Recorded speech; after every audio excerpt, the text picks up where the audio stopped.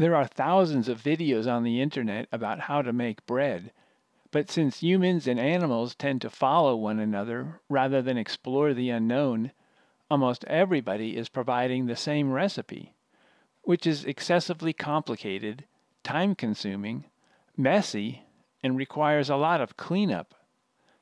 For example, almost everybody suggests kneading the dough, which is a waste of time and extremely messy.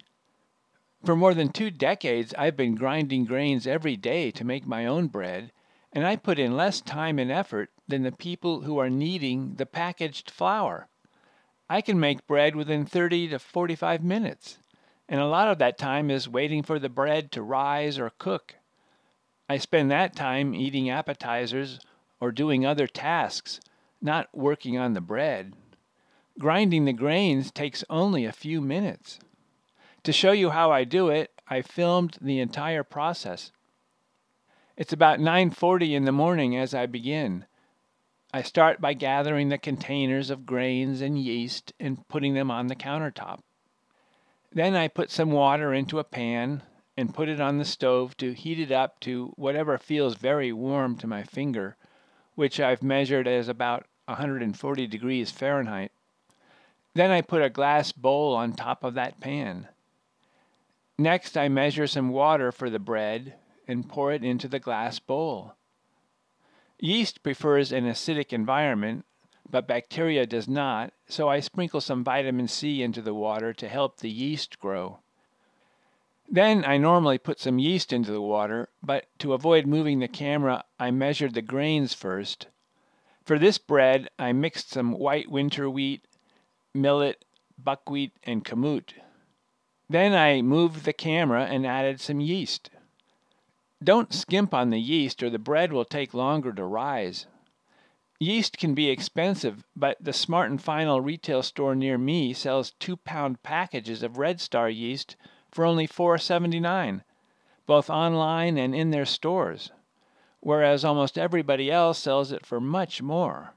How can Smart & Final sell yeast for so much less? The clock shows that all of this preparation has taken 7 minutes. Then I start grinding the grains. I grind only a quarter to half the grains and turn off the grinder. Then I add a spoonful of gluten to the flour to compensate for the lack of it in the buckwheat and millet, and I pour that mixture into the water. There's been a lot of paranoia of gluten during the past decade, but how many people really have a problem with it? The metal pan of warm water will keep the glass bowl warm, and I can have an appetizer while I give the yeast a few minutes to grow. By putting only a small amount of grain into the water, the yeast will grow very rapidly. In regards to appetizers, the strawberries, blueberries, and other fruit at the markets are never ripe, and on cold days I prefer a warm appetizer. So I sometimes put a banana or some strawberries or blueberries in a toaster oven for about 8 minutes at about 300 degrees Fahrenheit. That is not enough time for the fruit to cook to the point at which it turns into a liquid. Rather, it just heats it up enough to break down the chemical that makes the fruit tart. The banana skin will turn black, but it will be firm inside. Then I slice the fruit into bite-sized pieces and eat it slowly with a plastic fork. When Donald Trump ate fried chicken with a fork, some journalists criticized him for it, and one journalist said that he was eating chicken like a sociopath. So I suppose that those journalists would call me a sociopath for eating bananas and strawberries with a fork. But by doing so, I can enjoy the food much more than when I eat it like a monkey. In many of the documents on my website, I have pointed out that we have a tendency to follow our emotional cravings rather than think about what is most sensible for us. In other words, we tend to do what feels good rather than what is best for us. For example, we have a tendency to eat food rapidly and excessive amounts of food, and we tend to want excessive amounts of sugar, fats, and artificial flavors. I think we enjoy food more when we eat smaller amounts and when we are truly hungry, and when we eat the food at a slower pace. By eating slowly, we can enjoy the food for a longer period of time. Incidentally, after years of eating bananas like this, I've noticed that some bananas have a better flavor and consistency. The organic bananas from Costco and Sprouts seem to be better than those from the ordinary markets. In a free enterprise system, every business boasts that they have the best quality, but it seems as if there really is a difference between the banana farms in regards to the quality of their bananas. Another advantage to eating bananas like this is that you get to learn about banana anatomy. For example, bananas appear to be a solid cylinder of material, but they are actually composed of 3 triangular wedges. Furthermore, if you eat the bananas on a flat surface rather than a bowl, you can have fun rearranging them into patterns, which might be especially enjoyable for people with OCD problems. After the appetizer, I finish grinding the grains and mix it into the watery dough that is in the glass bowl, which by now is full of bubbles from the yeast. This is also the best time to add flavorings such as pizza spices, turmeric, rosemary, chopped onions, garlic, or dried onions. However, for this video, I'll waste a bit of time by first mixing all of the flour and then cutting the dough into 2 pieces. I will put 1 piece of dough on a sheet of Teflon to get it out of the way, and I'll mix some pizza spices into the other one.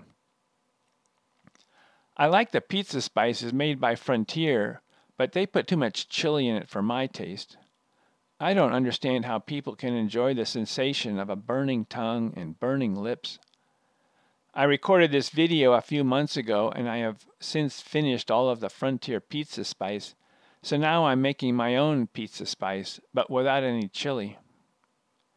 Getting back to the bread, I now have 2 balls of dough, but I don't want to waste any time kneading either of them. I don't want to get my hands messy or the countertop messy. Instead, I just flatten them out onto the sheet of Teflon that I will bake them on. Then I put them into the toaster oven and warm the oven up a bit. Meanwhile, that pan of water is going to be used to make gelled eggs.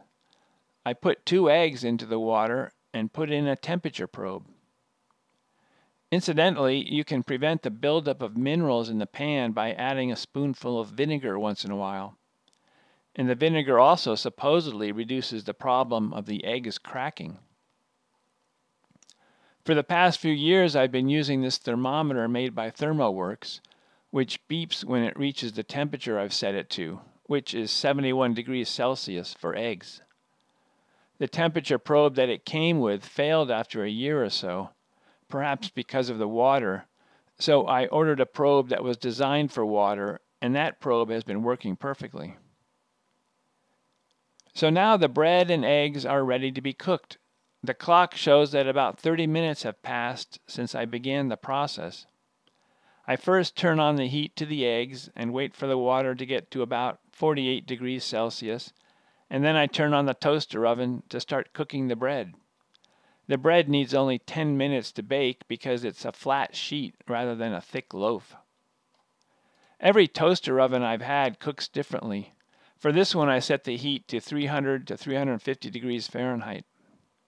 Now both the eggs and the bread are cooking, and I have almost 10 minutes to do other chores, or I could eat more appetizers. The eggs will reach 71 degrees before the bread has finished cooking. I'll stir the eggs around once in a while so that they cook more evenly. Ideally, the water would be circulating. When the water reaches 71 degrees Celsius, I turn off the heat. The bread will cook for another 30 seconds or a minute while the eggs sit in the hot water. This will leave the eggs with a runny yolk, which is what I prefer. When the bread is finished, I don't have to wait for it to cool down because it's a thin sheet of bread rather than a thick loaf. I just take it out of the oven, and with a plastic knife that I dip into some olive oil, I slice it immediately while it's hot. I slice it in half, And I'll put some olive oil on a portion of the bread that has the pizza spices. For variety, I'll put some coconut oil on a portion of one of the plain pieces of bread. Then I take the eggs out of the hot water and I put the gelled eggs onto the pieces of bread. Next, I pour the hot water from the pan into the glass bowl that I made the dough in, and I add a bit of dishwashing detergent. I'll use that hot water to clean the glass bowl and everything else when I'm finished eating.